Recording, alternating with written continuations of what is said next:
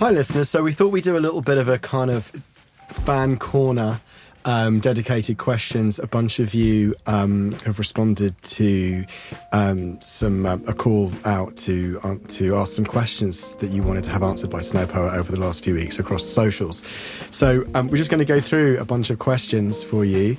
And I hope that I apologise in advance, some of you, if I don't get the pronunciations right of your names. So please forgive me. Don't blame Chris and Lauren. Also, we may have answered some of these in the context of the 4 episodes. But we'll see. We'll get through as much as we can. So we're going to start with, and I hope I get the pronunciation right, Kazuto Shishota asks, hi, you're going to come to Japan on the world tour. I can't wait if you are. Any plans to extend your touring to that part of the world, guys? I wish we could say yes. I know, I wish we could say I would absolutely love to play a concert in Japan. Yeah. That would be a dream come true. If there's any Japanese promoters listening, yes. call me. Yeah, Kazuto, you'll be the first to know. Yes. We'll let you know. Definitely. And we appreciate the shout. Yeah. And hopefully the guys will get out there really soon. That would be a very special moment. But no plans as of yet. Okay. Laek Brixarge, God, I hope I got your name right there, asks, when did you start writing music together? And how do you typically come up with your beautiful lyrics? Well, started writing music in 2012. 12, yeah. Yep. And 2024. Lauren, how'd you come up with your beautiful lyrics? I am interested in in kind of merging the worlds of music and text and kind of trying to find meaning in both. And it's from a rhythmic point of view, a melodic point of view, a harmonic point of view, but also just being interested primarily in words and in the formation of sentences and language, and thinking about, I've always enjoyed reading non-fiction, biographies, poetry, memoir, fiction, I'm the part of the work of being a lyricist is research and kind of moving into things that you feel interested in discussing, or reading about or writing about, and then there's obviously the kind of craft of it, so exercises and reading up on how to work through writing text, as in I got a lovely book from my partner over Christmas time, from Ursula Le Guin, the great fantasy writer and feminist, and it's just about how writing exercises, so how to sit down and just think about generating new material. Any favourites? Well, I haven't read it yet. I mean, it's still on the piano, and we'll wait for the next record. Exactly. The fruits of those labours. No. Yeah. But it's not. Well, what are we now? We're still in January, so it's okay. I don't feel too bad. I've only had it for like 3 weeks. No pressure. That's a great answer. Yeah. So it's craft, and thinking about the formation, of structures and sentences and rhyming schemes, and also being interested in improvisation and spontaneous composition, and kind of working through the other side of what text, how to work with text spontaneously, and then because I'm an improviser with vocal sounds and vocal language, they both speak to each other, and they are both deeply connected for me as well. It's a great answer, and you really get into a lot of detail on this in the 4 episodes, so everybody definitely listen with that in mind, because that's a great snapshot of what's to come across the episodes. And a question from our sorry guys, it's been a long day. A question from our dear friend Rupert Cox, great artist, piano player who's worked with Chris before, asks, which albums come to mind jointly as big influences for you both as a band? For me personally, there's so many. I think that the album that I first fell in love with, which kind of really inspired me to make music, like produce music, is Vespertine by Bjork. Yeah, I was about to say Bjork has always been kind of there, hasn't she? Yeah. I hear that, yeah. That really kind of changed my whole feeling of how I approach making music and producing music. So that's my big one. Haranvi asks, how do you produce the beats? How do you produce the beats? Well, with this plugin called Dave Hamblett. It's a great plugin, isn't it? No, Dave Hamblett is our drummer, and he kind of comes up with most of the beats.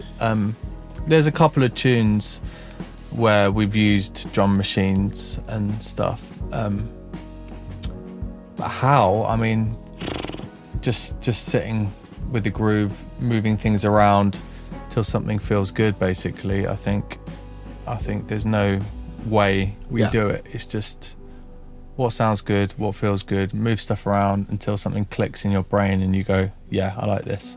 Nice. Yeah. And if he's not in if we're not recording live, and you send him things, then he'll kind of send things back, and he'll we'll just see what fits, and it'll be quite an open experience. Yeah. Nice. So Robin Sonwhite asks a few questions. So Robin, we answered, I think, the majority of the questions you've asked, but there was one that we didn't get to yet, which I'm going to focus on here, which is who came up with the cool name Snowpoet? I'm trying to remember that. I think it's a tricky one. We're not sure on it. I know. I remember when we were like, we need a proper name. I was like... So back in 2013? I was writing loads of stuff down on notes, and Snowpoet was one of them. And I remember sending you about 5 or 6. And for me, Snowpoet felt like the name of a band that already existed, even though it didn't. So it felt the one that I kind of cringed at the least. Right. I always feel like creating a band name is quite a cringe, because you're just like, what? No. Yeah. And I remember you texting me saying, Snowpoet, that feels right. It feels good. Yeah. Feels good. Yeah.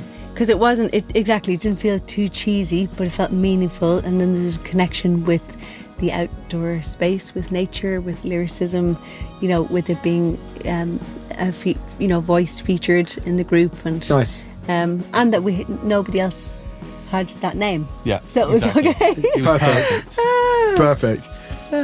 And I like when people say the Snowpoets, when it gets amalgamated.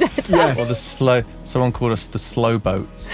The Slow Boats. Ladies and gentlemen, the Slow Boats. Yeah. That's good. This is a really lovely one. Maybe just one or two more here. What have you learned through collaborating for many years? Asked by Maddie Gazy. Gehazy, I think. I've definitely learned to listen more, let things go and give things time. I think when you're making music and collaborating with someone, it's so easy to have a vision in your mind that maybe doesn't align with theirs, and you're trying to push something in a certain direction, and you're actually missing really good stuff that's coming at you because you're getting wrapped up in your own ego and your own ideas. So I think over the years I've definitely learned to be like, let's do that, and it's kind of a communal experience, and just to be a bit more listen first, more, basically. open. Listen, be open. Yeah, I think so too. I mean, I think it's definitely an acquired skill that I hope I'm improving on as a human in general. As in, just being able to hear others and to be heard, and that in a professional music context as well as just in a human context. But I think, trust the process. I think collaboration kind of always makes me aware of that.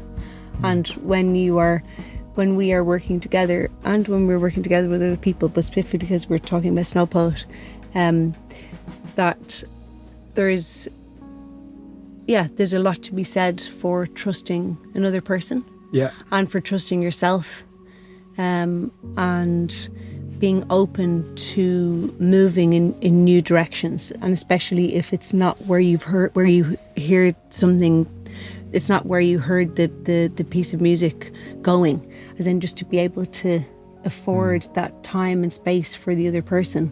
Yeah. Because that's important, you know, Definitely. to be patient with each other and to be patient with yourself. And it's not always easy because you have judgments and you know, Yeah. you have ego and you have fear and you have all of these things as part of the process. Yeah. So true. All right, let's do one more question. I think we might recognise this name. Natalia Hyson. Does that sound familiar? My sister. Natalia brings us right to where we want to be, which is, she asks, when is the next live show? So perhaps that leads us on to dates and where are you going to be with this record? Yes, we're looking forward to playing some shows, and I think that's probably going to start in May. Yeah. So not for another while, unless something comes up in the meantime. Yeah. So if anybody's listening who wants to book us, Okay. And in terms of how people will find out about the dates, where best to go to your socials or I mean, I think Website or our social website and Edition Records and Instagram. We'll have all of the information. Great. But we'll be in the Howard Assembly Rooms in May, and in the Mac Theatre in Birmingham in June, and St George in Bristol in June.